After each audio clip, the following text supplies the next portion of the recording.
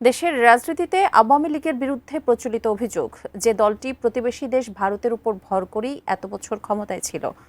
দলটির কর্মকাণ্ড দেশের মানুষের মনে সেই বিশ্বাসকে আরও দৃঢ় করেছে।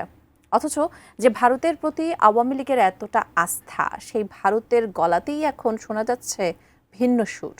বিস্তারিত আরিফ হাসানের প্রতিবেদনে।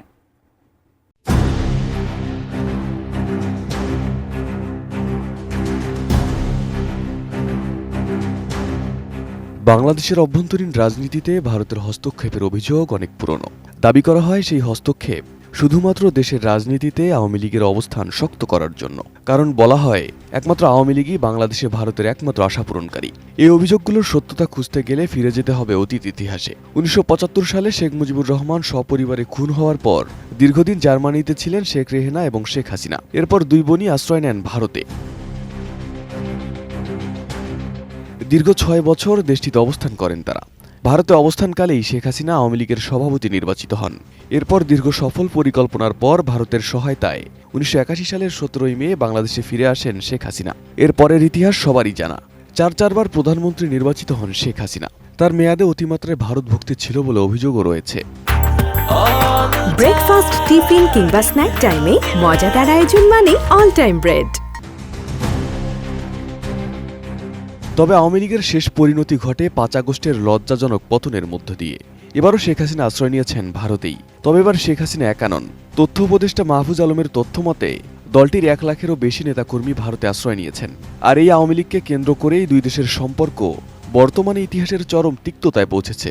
৫ আগস্টের পর বাংলাদেশকে একের পর এক কূটনৈতিক চাপ প্রয়োগ করতে থাকে এ দেশটি।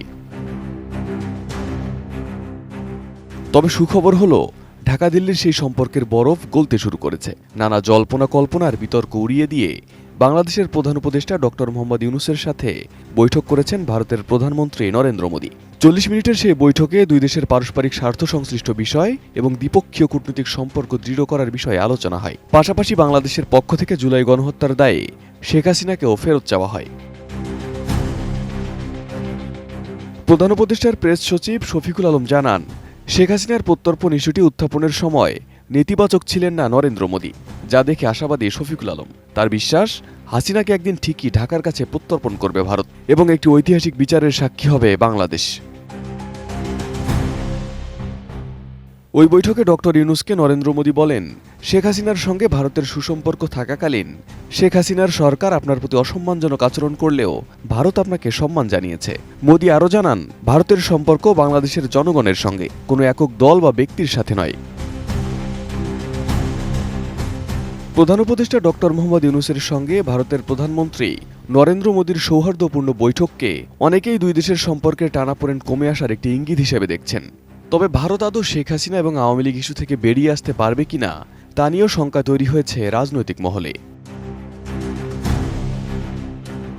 Arif Hasan, ATN news.